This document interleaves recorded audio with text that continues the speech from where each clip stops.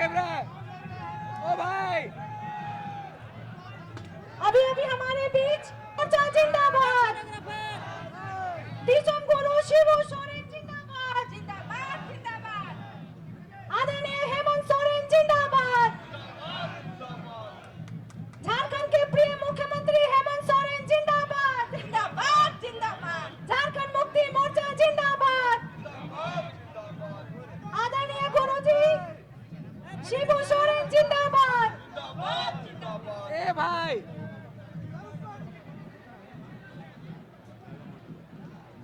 अब हमारे बीच झारखंड वासियों के दिल में राज करने वाले सोरेन जिंदाबाद, झारखंड के युवा मुख्यमंत्री।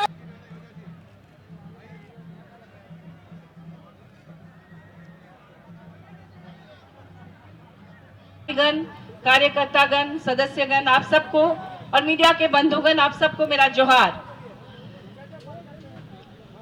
ये धनृत आप सभी जानते हैं, यहाँ पर झानू हांसदा, सुमराय टेटे, सावित्री पूर्ति जैसे तमाम नाम हैं जिन्होंने पूरी दुनिया में हमारे झारखंड का नाम रोशन किया है।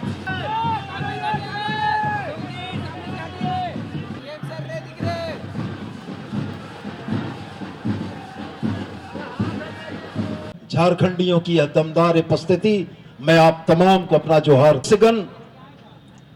धन्यवाद कि संयोजक मंडली के तमाम साथी बोकारो जिले से चलकर आए। लेकिन माननीय मुख्यमंत्री ने कहा है कि आप लोग निश्चिंत रहे, आने वाला समय हम स्थान। धनबाद के रणधीर वर्मा स्टेडियम में आयोजित जेएमएम के 51वें स्थापना दिवस समारोह में राज्य के मुख्यमंत्री हेमंत सोरेन और पार्टी के सुप्रीमो शिबू सोरेन शामिल हुए। उनके अलावा पार्टी के विधायक और सांसद भी मंच पर आसीन रहे। लोगों की भारी भीड़ समारोह में देखने को मिली। बड़ी संख्या में लोग पंडाल के बाहर भी मुख्यमंत्री का संबोधन सुनते रहे। अपने संबोधन में मुख्यमंत्री ने एक तरफ भारतीय जनता पार्टी के ऊपर हमला बोला, वहीं दूसरी तरफ राज्य में चल रही विभिन्न कल्याणकारी योजनाओं की जानकारी देने के साथ ही 1932 स्थानीय नीति राज्यपाल द्वारा संशोधन के लिए सरकार को लौटाए जाने पर बातों ही बातों में तीखी प्रतिक्रिया भी दी। जब हम विकास कार्यों को गति दे रहे हैं और इतनी तेजी से गति दिया जा रहा है कि इस गति को देखकर हमारे विपक्षियों के पेट में दर्द चालू हो गया है। एन के इन प्रकार हमारे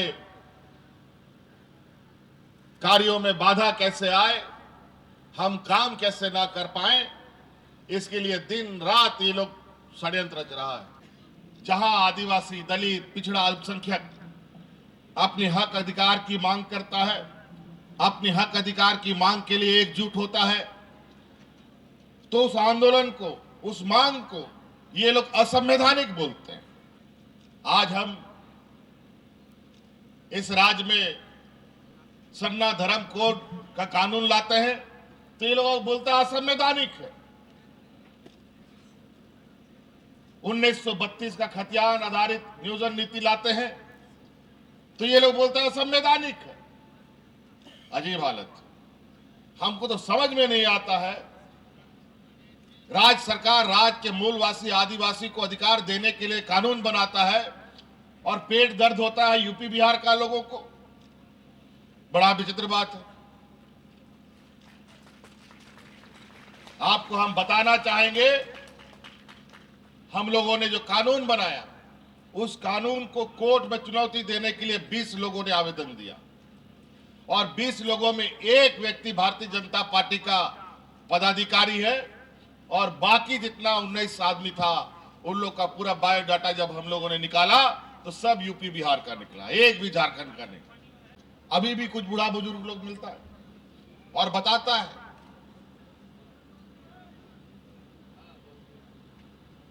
आज ये वीरों का धरती है और वीरों का धरती को इन लोगों ने एक चारागाह बनाया है और आज 20 साल में जो ये लोग मखमल में लेटा हुआ था, 2019 के चुनाव में उठा करके हम लोग को पत्थर में जाके सुला दिए हैं। और इतना तकलीफ इन लोगों को सत्ता से अलग होने का कि रोज कुछ ना कुछ षड्यंत्र रचते हैं। हमारे लोगों के यहां मकई का एक दाना नहीं मिलता है, उन लोगों को जेल में बंद कर दिया जाता है और करोड़ों करोड़ों रुपया इनके व्यापारी साथियों के पास मिलता है तो उनको माला पहना के भेज दिया जाता है। कोई बात नहीं, इसका भी हिसाब किताब करेंगे। सब घूम फिर के राजनीतिक लड़ाई के अंदर ही आकर खत्म होता है। मैदान में जब राजनीतिक मैदान सजेगा तब तो बिल से बाहर आना पड़ेगा। अभी दीवार के पीछे छुपकर दूसरे के कंधे पर रखकर गोली चला रहे हो, जब सामने आओगे तब कहां जाओगे?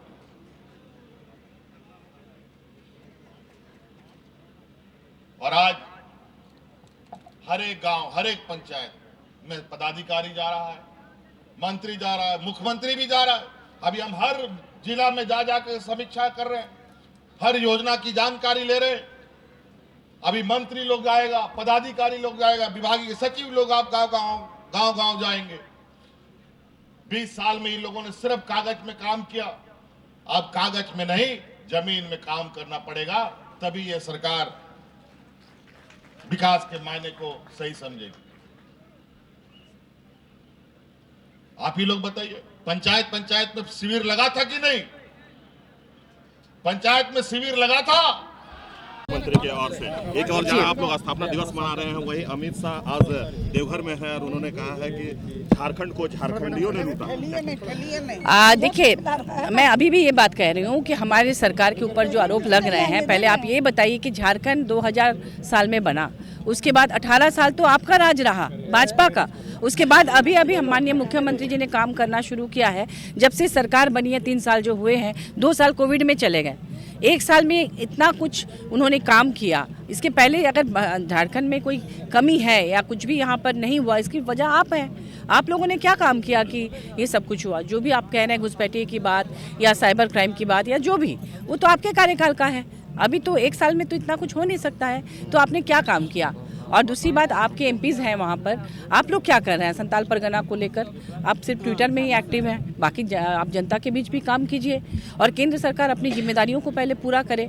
जो राज्य की जो रॉयल्टी के पैसे हैं कोयले की, आप दे नहीं रहे हैं। 1,36,000 करोड़ का बकाया है। माननीय मुख्यमंत्री जी बार बार कह रहे हैं, इसके बाद पत्र भेज रहे हैं, लेकिन वहाँ से अभी तक वो पैसे नहीं मिले। तो ये भी एक बड़ा मुद्दा है। और बॉर्डर एरिया में अभी मैंने बताया कि बॉर्डर एरिया में जो सोल्जर्स जो मजदूर भाई काम करते हैं, वो संताल परगना के होते हैं 90%, और उनको किसी भी तरह का मुआवजा नहीं मिलता है। जब उनकी डेथ होती है गोलीबारी में, लैंड माइंस विस्फोट में या दुर्घटना में, तो उनको क्यों नहीं आप मुआवजा देते हैं? क्यों नहीं उनके लिए कोई बीमा पॉलिसी है? उनके परिवार के लोग उनकी लाशों को लेकर भटकते रहते हैं कि कोई तो उनको यहाँ लाने की व्यवस्था करे। तो आप अपनी जिम्मेदारियों को पहले पूरा कीजिए, उसके बाद स्टेट पर आरोप लगाएं। अपने आसपास की खबरों को देखने के लिए सिटी हलचल पेज को लाइक, सब्सक्राइब और बेल आइकन पर क्लिक अवश्य करें।